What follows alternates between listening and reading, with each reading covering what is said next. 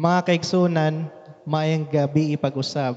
Welcome to another online session for our midweek prayer meeting.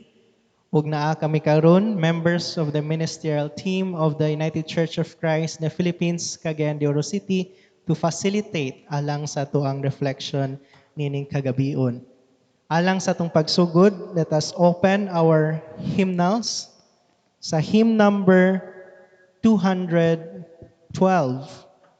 Wonderful grace of Jesus, to remind us, all of us, that especially in times like this, we need God's grace in Jesus Christ for us to sustain, no, sa ato pagtubo usab sa atong pagtuo ug pagsalig kaniya.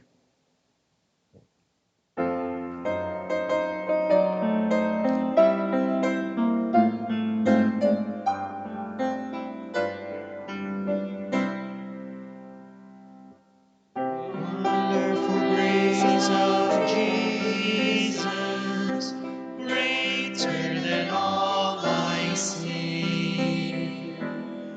How shall my tongue describe it? Where shall its praise begin? Taking away my burden, setting my spirit free. For the wonderful grace of Jesus reaches me. Wonderful and matchless grace of Jesus, deeper than the mighty rolling sea. Wonderful grace, all sufficient for me, for even me. Greater than the scope of my transgressions, greater far than all my sin and shame. Oh, magnify the precious name of Jesus. Praise His name. Wonderful grace of Jesus, reaching to all the lost. White have been pardoned, saved to the uttermost. Chains have torn asunder, giving liberty. For the wonderful grace of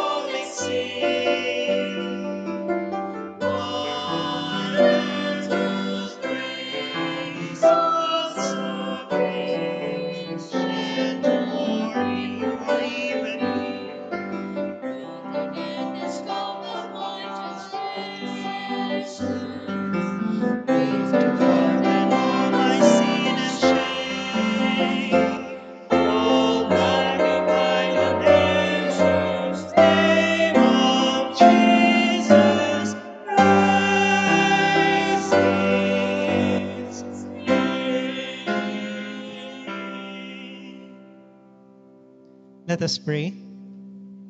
Gracious and loving God, we thank you for this wonderful day that you have given to us. We thank you for always reminding us that you are so good, and we thank you for giving us the opportunity to come together as one in our household to praise you and to worship you in the middle of this week, to just recognize how wonderful and great you are as our God and your love for us. Be with us tonight, dear God, as we will have our midweek prayer meeting. Be with us in our reflections and be with us in deepening our faith about who you are as our God and who we are as your created beings called to serve you and to worship you all the days of our lives. We offer to you our time. In Jesus' name we pray. Amen. Alang sa tuang scripture text reflection for this evening, atong gamiton ang lectionary text for this coming Sunday sa May 10. So atong basahon ang 1 Peter chapter 2 verses 1 to 5, Unong Pedro kapitulo 2 bersikulo 1 payon sa 5. O kini pagabasahon ni Pastor Vera. Atong basahon ang atong teksto diha sa dungan nga makita sa 1 Pedro kapitulo 2 bersikulo 1 paingon sa 5. Ang mga pulong nagaingon. Busa biyain ninyo ang tanang daotang panghuna-huna, pagpamakak, pagpakaaron ignon, pagkamasinahon, ug pagkabugal-bugalon. Sama sa mga bata nga masuso, pangandoy kamo sa lunsayng gatas nga espirituhanon aron sa inyong pag-inom niini mutubo kamo ngadto sa kaluwasan kay natilawan ninyo ang kaayo sa Ginoo. Paduol kamo sa Ginoo, ang buhing bato nga gisalikway sa mga tawo apan gipili sa Dios ug iyang giisip nga bililhon. Sama sa mga batong buhi, panuol kamo og ipagamit ang inyong kaugalingon aron pagtukod sa espirituhanong templo diin mag-alagad kamo ingon nga balaang mga pari nga maghalad sa espirituhanon ug makapahimuot nga mga halad ngadto sa Dios pinaagi kang Hesukristo. Amen. Okay, thank you Pastor Vera. So very timely ang atong text karon mga kaigsuonan. Kana bitawng bisan di ay sa atong panahon karon ug ilabi na siguro pod sa atong panahon karon, mas gikinahanglan nga mutubo kita pagpadayon sa espirituhanong bahin to grow more spiritually, no? Busa grabe nice ki siya nga reminder alang kanato nga gitawag gid tang tanan nga mupadayon ang ato ang pagkinabuhi Kristohanon, most especially sa mga panahon karon. So alang sa atong sugod sa atong pamalandong, muuna kita sa mga pamalandong ni Pastor Adonia Langgam. Mayong gabi sa tanan. Kining atong gibasa karon, akong ibasi lang diya sa bersikulo 1. Kini siya nga bersikulo nagpahinumdum kanato, murag naghatag kanato sa mensahe ang COVID-19. Tungod kay na lockdown ta, kung ato ning basahon, atong makapahinumdum sa atong kaugalingon pa makapamalandong kita. Nga nag-ingon dire ang pulong nga busa biyain ninyo ang tanang daotang panghuna-una, pagpamakak, pagpakaron ingnon, pagpakamasinahon o pagkabugal-bugalon. Kini nga mga butang maoy wala gikahimutan sa Dios dinhi sa atong kinabuhi. Og kining COVID-19 dili nato mahibal-an nga moabot sa atong kinabuhi tungod kay dili nato siya makita, sama usab siya labaw pa siya sa kawatan nga dili nimo makita nga moabot sa imong kinabuhi. Busa kining bersikulo 1 murag usa ka pagpangandam sa atong kaugalingon nga atong buhaton biyaan nato kining tanan aron nga andam kita kanunay mo atubang kung unsay mahitabo sa atong kinabuhi, andam usab kita mo atubang diha sa atong Ginoo tungod sa atong pagbiya ni ining mga pulong nga niya dinhi nga tanang daotang pagpanghuna-huna, pagpamakak, pagpakaron ingnon og pagkamasinahon og pagkabugal-bugalon. Samtang anaa kita sa atong panimalay, atong hinuklugan ang atong kaugalingon nga ato kining biyaan ang maong mga kinaiyahan nga dili kay kahimutan sa Dios nga atong ginabuhat kay wala kita masayod nga sama sa usa ka kawatan maabot ka nato ang kamatayon og kini nga tanan kung mahimo nato nga mabiyaan ni nato andam kita nga modawat sa tanan ug musugat sa atong manluluwas sa tanang panahon.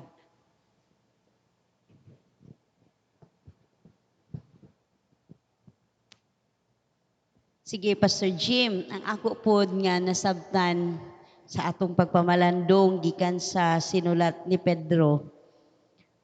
Mahinungdanon kaayo sa atong panahon karon nga atong lantawon nga sa matag higayon-gayod nga naay mga hagit sa kinabuhi.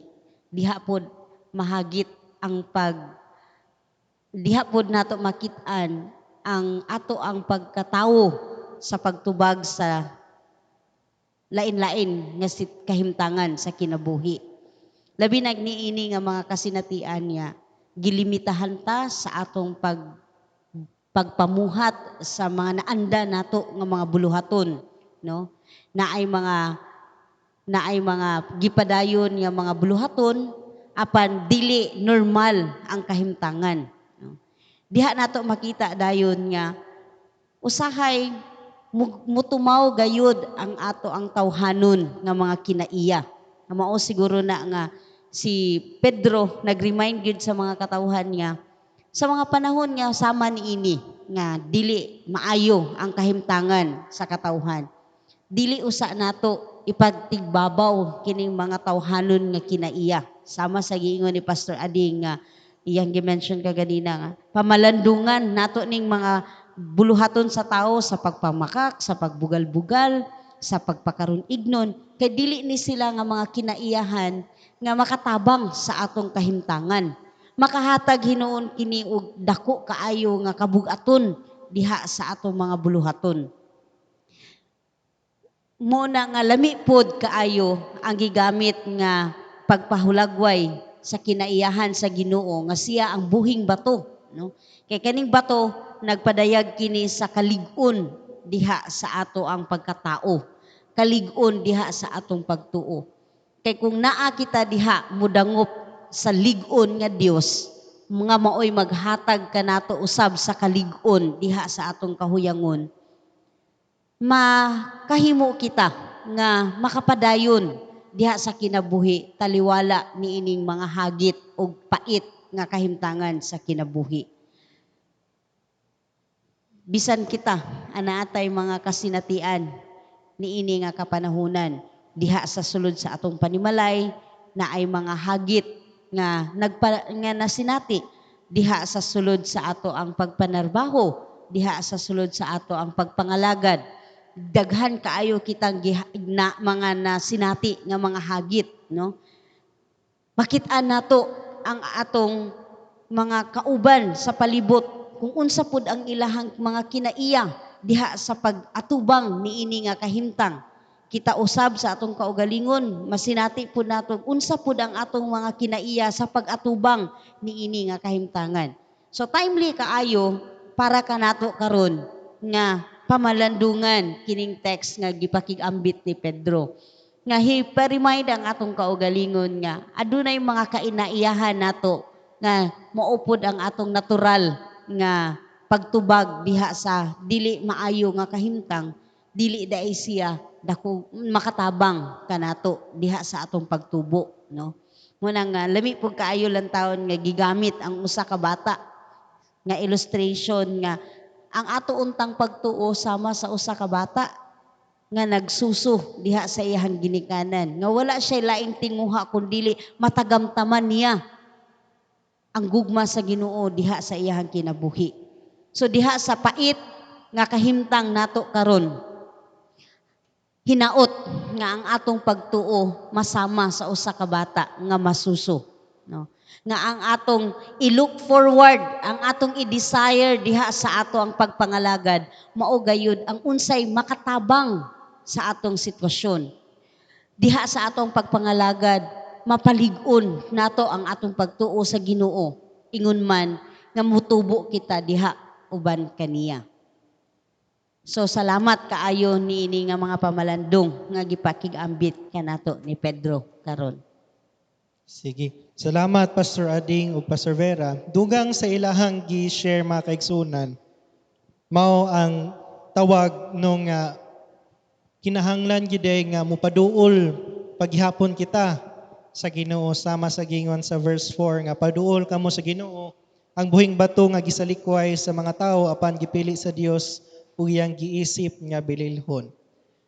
Ang akuhang reflection ni ining paduol sa Ginoo kaysa atong pagkinabuhi karon matud pa sa statement from the national office nga these are abnormal times no atong gisinati karon.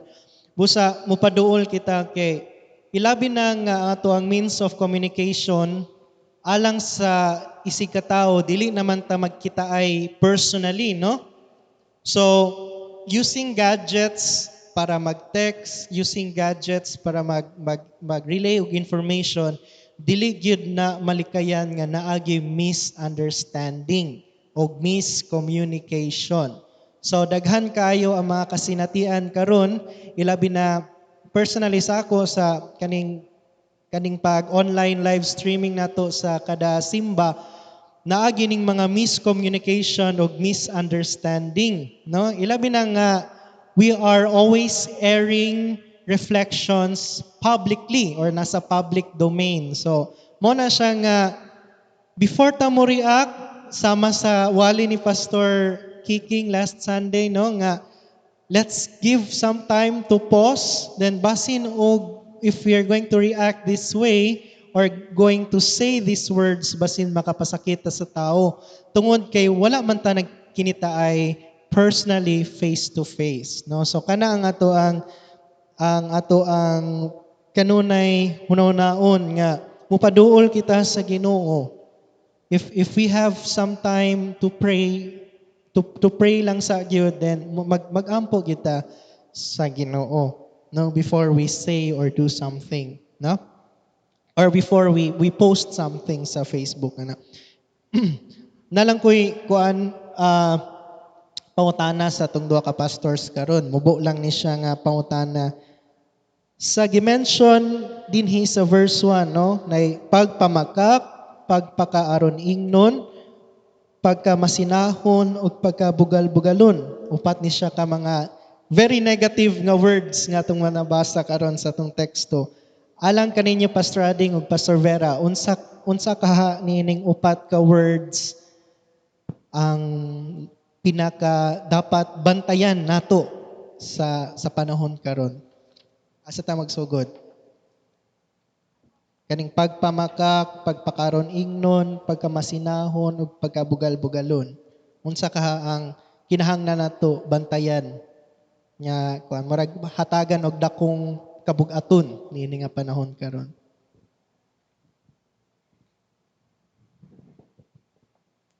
Alang kanako giingon man diha nga ang tanang daotan basin ang bisan pa ang wala pa nasulat kining tanan sila bugat ni sila. Walay imong maingon nga arang-arang ra ni siya kay di ra kaayo. Matud pa nila bisag unsa kadako ug gamay nga sala gyud na siya. So hatagan to na siya tanan kining tanan mao ang kabugaton kay usahay naay atong ignon nga exempted man ni siya wala ni siya apil kay arang-arang ra ni di ra kaayo ni pero nag-ingon diha nga kung unsa ka gamay o dako basta sala gyud siya. Salamat Pastor Ading, si Pastor Vera. Tinuod nga kining upat ka mga kinaiya nga dili maayo importante og hatag importante gayud nga hatagan nato sila og pagtagad nga dili kini maoy magpatigbabaw diha sa matag adlaw. Apan sa pagkakaron, usa ra gyud ang imong gipangayo Pastor Jimmy, kung mopili gid ko sa upat sa karon lang, siguro tagaan nako og piliun nako ang pagpakaaron ignon, no, kay kana bang diha sa kabahin sa pagpangalagad, no, kay kaning ato ang kahimtangan dili siya normal. So dako kaayong diri nato makita nga kung naatay pagabuhaton sa pagpangalagad, dapat kinasing-kasing kini, no, dili ta magpakaaron ignon nga mubuhat ka lang niini aron kay panahon na ni nga madunggan ka sa mga katawhan o makitaan ka sa mga katawhan nga naakay gipamuhat nga maayo sa imong isig katawo. So ako para sa kanako magpabilin gihapon kanang panultihon nga nagpahinumdom kanato nga kung magbuhat, no, naaman na gid sa Proverbs, kung mubuhat ang tuong kamot dili kinahanglan nga ang walang kamot makahibalo, no. So kanang matinud-anon lang gihapon kita diha sa atong pagpadayon sa pagpangalagad. Regardless kung naay nakakita, naay kahibalo, padayon kita nga maningkamot sa pagpamuhat niini. Wala na tay lain lantawon pa kung dili ang kahimayaan ngadto sa Ginoo. So dili na siguro nato tagaan og daghan pang rason nganong dili kita makapangalagad karon nga panahon, labi na kay gilimitahan ta, no, diha mura ba para punday nako nakita nako karon nga kaning butangan ta og boundary, butangan ta og kural, mao pod siya ang mahimong sukdanan nato kung asa ta taman mo sakripisyo alang sa pagpangalagad, di ba? Kay kung kita nagsalig ta diha sa buhi nga bato, no, unsa pa may makapahuyang kanato matod pa sa kanta, unsa pa may no, if God is with us, who is against us? So mao kani ang challenge kung naaba ka nato ang kaisog to take the risk to go at to jump over the fence para makapangadayon ta sa pagpangalagad, or magpabilin ra pud ta nga ang fence himuon nato siyang comfort zone alang kanato aron dili ta aron magpabilin nga maayo ang atong mga imahe diha sa mga katawhan nga naa sa palibot. Thank you, Pastor Vera.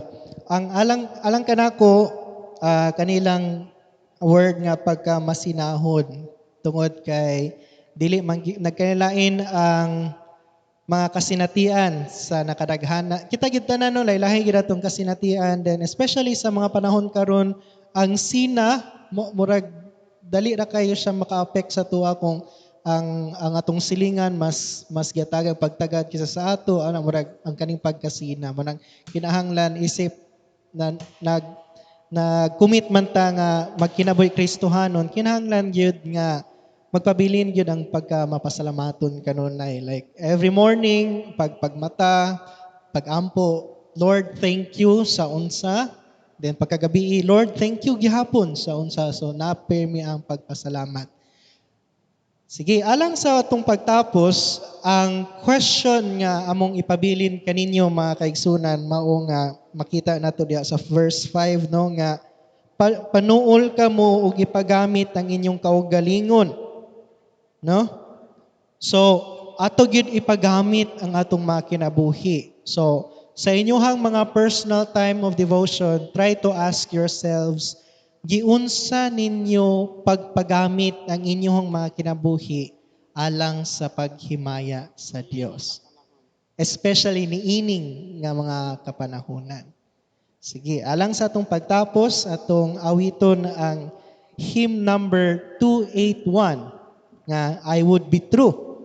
Timing pod kayo ilang gi-choose nga hymn nga dapat kinahanglan gid nga matinod-anon kita sa atong pagpangalagad diha sa atong Ginoo.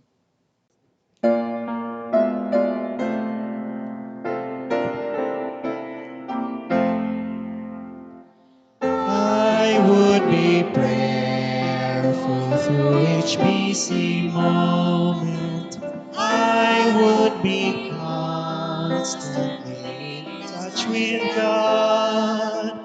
I would be true to sense God's lightest whisper. I would have faith to keep the path Christ trod. I would have faith to keep the path Christ trod. Magampo kita. Ikaw o Dios among gipasidunggan diha sa mga mensahe nga among nakabuot niini nga kagabion. Salamat Ginoo nga nagmalig-on ikaw diha sa pagdawat kanamo diha sa among mga kakulangon. Salamat sa mga mensahe nga nagpahinumdum kanamo nga adunay mga kahimtangan sa kinabuhi nga kinahanglan gayud kami magpabilin nga mapahiubsanon diha sa imong atubangan. Labi na diha sa pagpamuhat sa matag adlaw. Labi na diha sa among pagpangalagad kanimo pinaagi sa imong katawhan. Labi na o Dios diha sa pagtubo namo sa pagtuo nga ikaw ang Ginoo nga maoy nagahari kanamo. Kanimo Ginoo padayon namo nga gitugyan ang among mga kaguol, mga kabalaka, kining among kahimtangan nga naglimit kanamo diha sa normal nga among pagabuhaton sa matag adlaw. Itugyan kanamo kanimo Ginoo ang tanan-tanan. Tungod kay nasayod kami nga ikaw gayud ang Dios nga nagapahimutang diha sa iyahang kabuhatan. Ikaw ang Dios nga nagahatag sa kinabuhi sa iyahang mga katawhan. Ug ikaw Ginoo ang among Dios nga maoy magapanalipod kanamo diha sa atubangan sa mga hagit sa kinabuhi. Dalaygon ikaw o Dios sa kanunay, ikaw magapanalangin kanamo karon ug sa kahangturan. Amen.